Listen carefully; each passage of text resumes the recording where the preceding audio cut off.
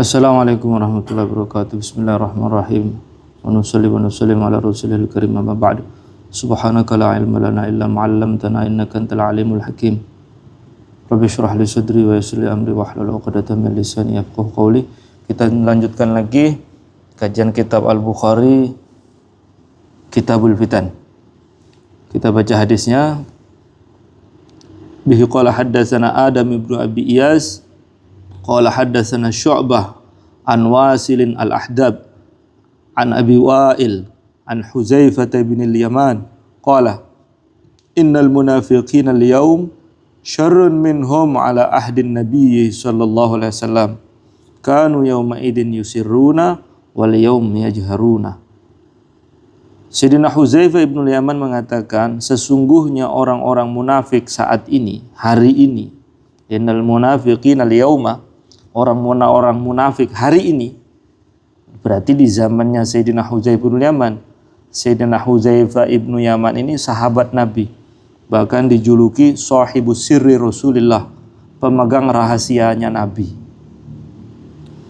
Innal munafiqina al-yawm, orang-orang munafik hari ini, syarrun lebih buruk, minhum, dari orang-orang munafik ala ahdin Nabi, dikala Nabi masih ada. Kanu yauma idin yusirruna, dulu orang-orang munafik pada zaman Nabi itu masih sembunyi-sembunyi. Artinya menyatakan Islam dengan lisannya, namun di hatinya itu mengingkarinya, namun tidak terang-terangan, sembunyi-sembunyi. Kalau waktu Jumatan ya hadir Jumatan gitu. Wal yaum, kata Sayyidina Huzaifah, tapi kalau hari ini mereka sudah tidak sembunyi-sembunyi, menutupi keburukannya, tapi sudah tingkatan yajharuna, terang-terangan sudah. Jadi munafik itu, kata-kata munafik itu asal kata dari kata nifak. Nifak itu berbeda antara luar dan dalam. Munafik dari kata nifak berasal dari kata benda, yaitu nafak. Nafak itu artinya terowongan. Terowongan itu sifatnya secara zohir masuk, tapi hakikatnya sedang keluar. Itu terowongan. Nah, orang-orang munafik itu secara zohir masuk Islam, tapi sedang keluar dari Islam karena tidak meyakini dengan hatinya. Nah, di sini ada riwayat dari Sayyidina Huzaifah ibnu Yaman. Sayyidina Huzaifah ini adalah sahibus sirri Rasulullah SAW. Jadi di antara semua sahabat Nabi, ada satu sahabat pembawa rahasia Nabi. Jadi Nabi SAW mengajarkan kepada beliau hal-hal yang akan terjadi di masa depan terkait nasib umat ini yang terkena fitnah. Akan terjadi ini, nanti di akhir zaman terjadi ini, di akhir zaman terjadi ini. Semua dibeberkan, Nabi paparkan kepada Huzaifah ibn Yaman, termasuk data orang-orang munafik di zaman beliau. Fulan itu munafik, fulan itu munafik. Jadi kalau ada seorang pemimpin dan dia memiliki kartu orang-orang di sekitarnya, itu tidak boleh dibeberkan kepada semua, tapi hanya kepada satu orang yang memang betul-betul pembawa rahasia. Jadi Sayyidina Huzaifah ini pembawa rahasia Rasulullah. Jadi beliau ini tahu data orang-orang munafik di Madinah di masa Rasulullah karena diberitahu oleh Nabi. Sehingga ketika era Sayyidina Umar ibnul Khattab, itu beliau kalau mau sholat jenazah nengok dulu ke belakang, makmumnya ada Huzaifah ibn Yaman enggak gitu. Kalau enggak ada, beliau enggak mau sholati, khawatir yang disolati itu orang munafik. Kalau ada, beliau takbir sampai segitunya. Sekelas Sayyidina Umar ibnul Khattab itu sering membujuk Sayyidina Huzaifah, wahai Huzaifah, rahasia Nabi, daftar orang-orang munafik yang engkau diberitahu oleh beliau, itu ada nama saya enggak? Sampai begitu. Padahal Sayyidina Umar ibn Khattab itu termasuk asyara mubasyarah bil jannah. 1 dari 10 orang oleh Nabi dijamin masuk surga dalam satu majelis. Abu Bakar fil jannah, Umar fil jannah, Utsman fil jannah, Ali bin Abi Thalib fil jannah, Zubair bin Awwam fil jannah, Talha bin Ubaidillah fil jannah, Abu Ubaidah bin Jarrah fil jannah, Abdurrahman bin Auf fil jannah. 10 orang sudah dijamin surga, tapi tetap takut dengan kemunafikan. Sampai tanya kepada Sayyidina Huzaifah, saya Ada nggak dalam daftar orang-orang yang Nabi merahasiakan kepadamu? Oh, orang-orang munafik itu. Kata Sayyidina Hudzaifah, namanya juga rahasia, jangan. Pegang betul. Dibujuk terus. Ada enggak? Gitu. Ini rahasia. Ada terus, akhirnya sudah terlalu capek. Sudah tinggal jawab, ada apa enggak? Ya Allah, enggak ada. Enggak ada. Alhamdulillah. Kalau pejabat-pejabat saya, ada enggak? Orang-orang di sekitar saya? Banyak. Kalau begitu fulan saya pecat, fulan saya pecat, fulan saya pecat. Pas nggak? Pas. Sekelas Sayyidina Umar yang soleh, orang nomor 1 di zamannya, dijamin masuk surga, itu loh tetap khawatir dirinya ini termasuk orang munafik atau enggak. Maka kata guru saya saat menyampaikan hadis ini, kata guru saya, cirinya orang beriman itu takut munafik. Dan cirinya orang munafik nggak merasa takut dengan kemunafikan. Jangan saya ini buruk, jangan saya ini munafik. Cirinya orang beriman itu ya takut terhadap kemunafikan. Dan lihat Sayyidina Umar itu menentukan orang-orang sekitarnya, fulan saya pecat, tepat semua, menunjukkan firasat beliau ini sangat tinggi. Dan pelajaran berikutnya dari cerita tadi, sehebat-hebatnya pemimpin, tetap saja ada orang yang berkamuflase, zahirnya baik tapi dalamnya busuk, itu ada aja itu. Apalagi cuma perkumpulan kita, apalagi cuma organisasi kita, komunitas kita. Kalau dalam sebuah komunitas kadang pemimpinnya baik, tapi belum tentu orang-orang sekitarnya itu baik. Kadang dia berkamuflase. Maka itu diawasi. Sayyidina Umar loh itu, apalagi kita. Nah, apa kata Sayyidina Hudzaifah terkait orang-orang munafik? Jadi munafik di zaman Nabi dengan munafik di zaman saya, kata Sayyidina Hudzaifah bin Yaman, itu beda. Munafik di zaman Nabi itu lebih baik daripada munafik di zaman kita. Kalau munafik di zaman Nabi, orang pura-pura, orang-orang yang menutup kebusukannya dengan kebaikan, itu masih sembunyi-sembunyi, masih menutupi diri. Tapi orang munafik hari ini, kata Sayyidina Hudzaifah, terang-terangan. Kalau di zaman Sayyidina Hudzaifah keadaan orang munafiknya begini, apalagi zaman sekarang. Zaman sekarang. Di zaman Nabi orang-orang munafik itu baru nampak kemunafikannya kalau ada jihad. Mereka sholat, disebutkan dalam Al-Quran sifatnya. Idza qamu ila sholati qamu kusala yura'unan nas wa la yadhkurunallaha illa qalila. Ya. Idza qamu ila sholat, kalau mereka berdiri mau sholat, qamu kusala, malas sekali. Jadi tetap sholat, tapi nggak kepingin sholat itu, sehingga ketika melakukan sholat nggak dengan hatinya, malas sekali. Itu ciri kemunafikan. Kalaupun sholat yura'unan nas, riya, pamer, ingin disebut-sebut namanya. Nah, kalau di zaman Nabi, kata Sayyidina Hudzaifah, orang munafiknya itu sembunyi-sembunyi menutupkan kebusukan hatinya. Tapi kalau zaman saya, zaman sekarang ini, terang-terangan. Kalau itu zaman Sayyidina Hudzaifah, apalagi zaman sekarang. Jadi sudah terang-terangan. Statusnya, KTP-nya Muslim, tapi statementnya terang-terang di media sosial menyerang Islam. Udah gak punya rasa malu. Jadi orang munafik itu ada yang menghancurkan dirinya karena sikapnya tersebut, menampakkan secara zahir kemuslimannya, namun di dalamnya itu dia nggak percaya. Berarti yang rusak siapa? Yang rusak siapa? Dirinya sendiri. Tapi kalau di zaman Sayyidina Hudzaifah, zahirnya nampak Islam, rusak dirinya, tapi ngerusak orang lain. Dia nggak mau munafik sendiri, ngajak-ngajak. Apalagi zaman sekarang. Orang sekarang itu juga demikian tentunya. Ya. Karena semakin lama, semakin zaman itu semakin berat. Ma zada zaman illa syiddah, wa ma zadan nasu illa bukhlah. Kata Nabi, tidaklah bertambah zaman itu kecuali tambah berat, tambah sulit. Dan tidaklah bertambah sifat orang-orangnya kecuali tambah lama, tambah pelit. Jadi nyari orang loman, mau berkorban, di akhir zaman itu langka.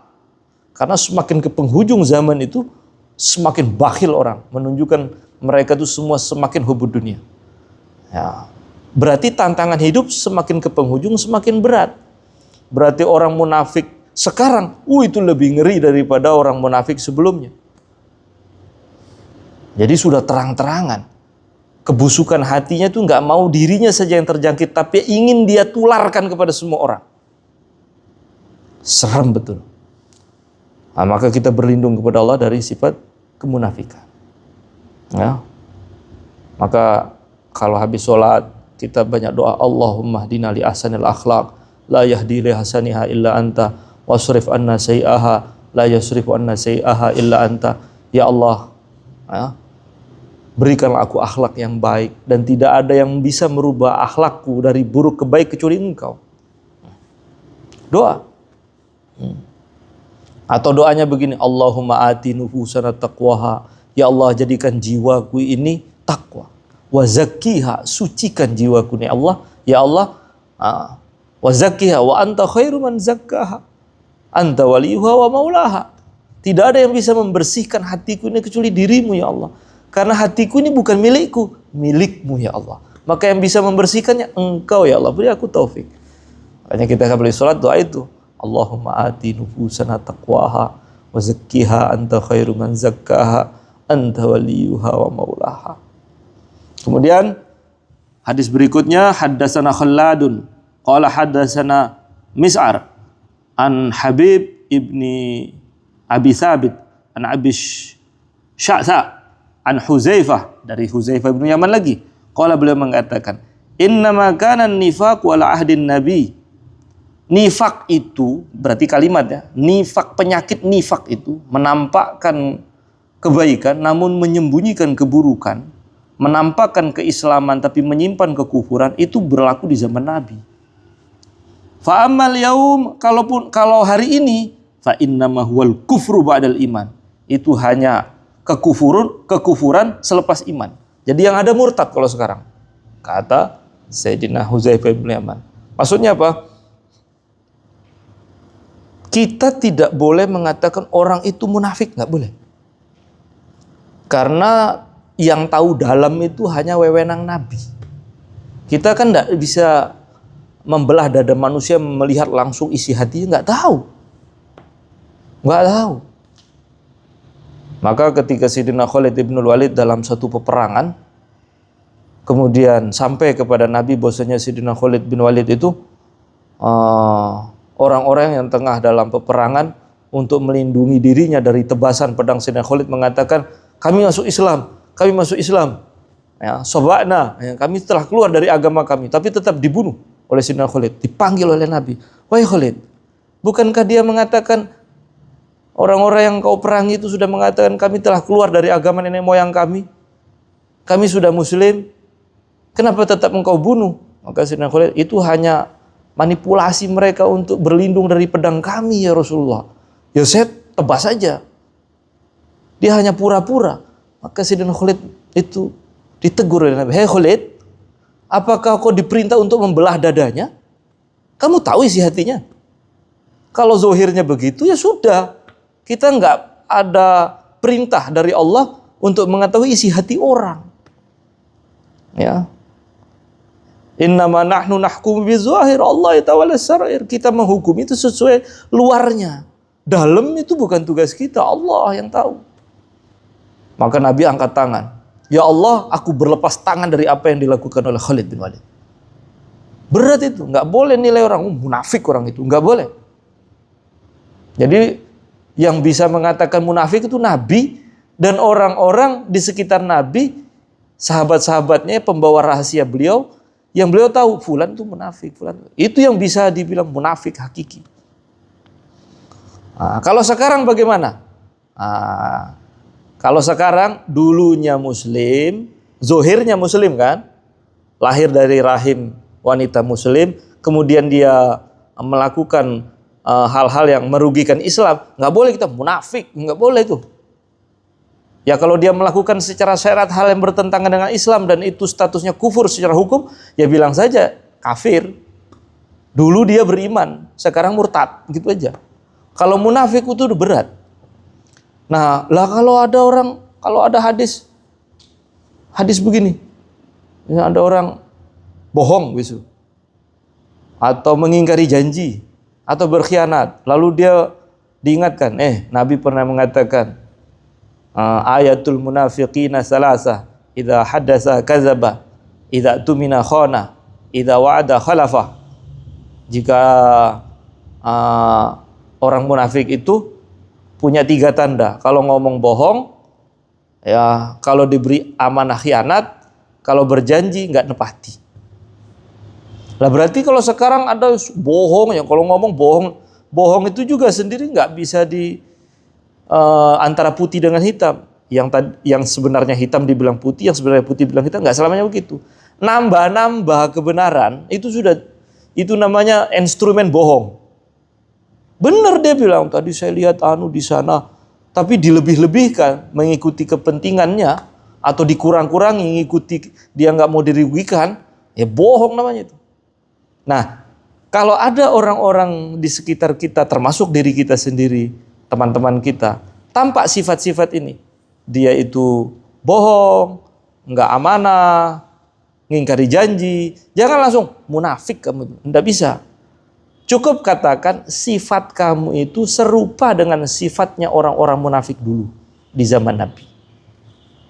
Begitu. Atau katakan saja sifatmu itu, kamu muslim, cuman perilakumu itu mirip seperti perilaku orang munafik. Dan kita diperintah oleh Allah Subhanahu wa taala tidak mengikuti perilaku orang kafir dan juga perilaku orang munafik. Karena antara orang munafik dan orang kafir itu makomnya orang munafik di atasnya kafir. Makanya di dalam Al-Qur'an, innal munafiqina fid darkil asfali minan nar. Sesungguhnya orang-orang munafik itu berada di dasar keraknya neraka. Jadi kalau kafir jelas itu berarti dia lawan. Tapi kalau munafik, dia lawan tapi pakai baju kawan. Ini kan repot ini. Maka dia berada di dasar neraka. Nah, tingkatan kekufuran nifak ini, mereka punya tanda-tanda, punya sifat-sifat. Bohong lah segala macam, khianat, ngingkari janji, nggak nepati omongan, dan lain-lain sebagainya. Itu tandanya orang. Kalau sholat males, wala yazkurunallaha illa qalila, diajak wirid, itu hanya mampu dikit, nggak bisa banyak-banyak wirid dia, dan lain-lain. Nah, maka Sayyid Alwi bin Abbas Al-Maliki dikutip dalam kitab Jirabul Miskin, nifak itu ada 2. Ada nifak kubro, ada nifak sugro. Nifak kubro itu adalah orang yang menampakkan tanda-tanda keislamannya melalui menyatakan kalimat syahadat, ya melakukan sholat, ya zakat, ya puasa, bersosialisasi di tengah kaum muslimin dengan baik. Tapi di dalamnya itu dia nggak percaya itu semua.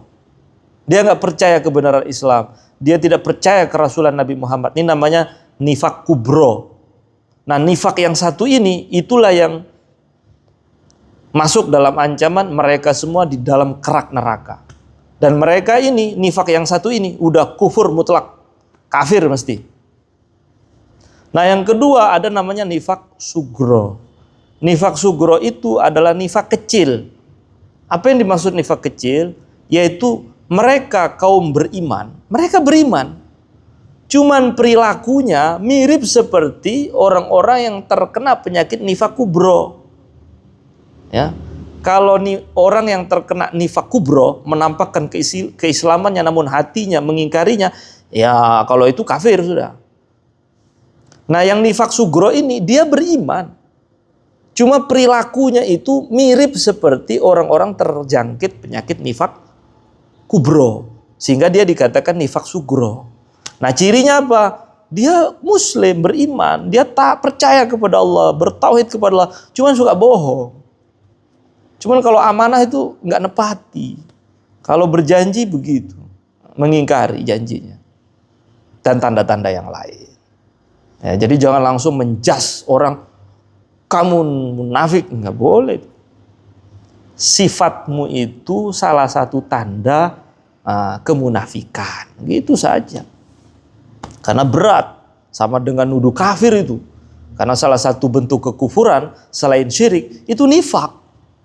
Nifak itu kafir, tapi yang nifak kubro, gitu. Jelas ya? Nah, jadi serem ini sifat munafik itu. Nah, bahkan di situ saya baca keterangannya begini. Iman manusia itu, imannya orang beriman, kalau dia sempurna, kamil, al-iman al-kamil, maka orang ini wali namanya. Ya. Kalau imannya utuh, sehat, nggak sempurna, sehat, normal, dia namanya soleh, orang baik. Tapi kalau imannya itu sakit atau kurang, jadi iman itu bisa bertambah, bisa berkurang. Al-imanu yazidu wa yankus. Al-imanu yazidu yankus. Keyakinan seseorang terhadap kebenaran yang dibawa oleh Nabi itu ada yang kuat sekali, itu para wali. Yang kalau bertambah sampai mentok, wali dia. Ada yang turun. Nah, ada yang masih dalam koridor normal, ya orang baik begitu. Tapi kalau yangkus, nah iman itu bisa berkurang dengan banyaknya melakukan maksiat. Semakin maksiat, dia turun. Nah karena saat turun itu muncullah perilaku-perilaku yang mirip perilaku itu dengan orang munafik. Begitu. Tapi dia nggak bisa dikatakan, orangnya sudah kafir. Nggak. Dia orang beriman. Cuman imannya itu lemah. Imannya itu kurang. Sehingga karena kurang itu muncullah perilaku-perilaku yang dengan sendirinya perilaku itu tercela dan serupa dengan sifat-sifatnya orang yang munafik asli. Jadi sifat nifak kalau disematkan kepada orang muslim, nah, berarti itu ungkapan lemah iman. Nah lemah iman itu karena apa? Karena cinta dunia, karena mengikuti syahwat dan maksiat. Makanya jangan maksiat supaya iman kita terjaga. Wallahu ta'ala alam bisawab. Illahil ma'ab. Al-Fatihah. A'udzubillahi minasyaitonir rajim. Bismillahirrahmanirrahim.